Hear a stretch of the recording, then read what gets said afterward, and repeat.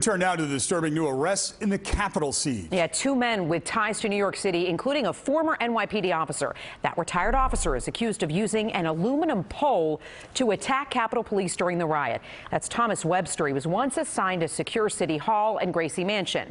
And that's not all. The FBI also arrested a GOP Republican Party district leader for his alleged involvement in the riot. Investigators say that video shows Philip Grillo climbing through a broken window at the Capitol and holding a megaphone. Now, this comes as some of the key people in charge of securing the Capitol that day were grilled about what went wrong, and they blame the security failures on bad intelligence and on each other. Chief investigative reporter Jonathan Dienst followed the developments and was first with the latest arrest in our area. Jonathan?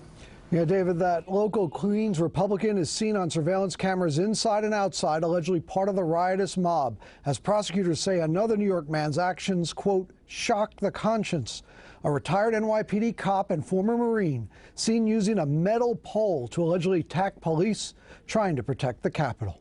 Send more patriots who need help. Retired NYPD officer Thomas Webster admitted in court he was at the Capitol, and the FBI says there are photos that show he attacked a Capitol police officer. They say he used a pole carrying a Marine flag, striking the Capitol officer repeatedly and then ripping off the officer's gas mask. Prosecutors say the body cam footage shows he goes after that cop like a junkyard dog, teeth clenched and fists clenched.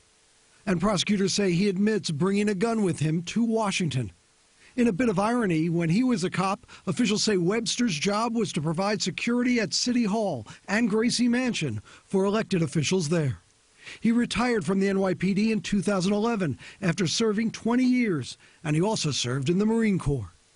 Webster was ordered held without bail, although his defense lawyer says he plans to plead not guilty, and his wife and others were willing to post bail for this father of three.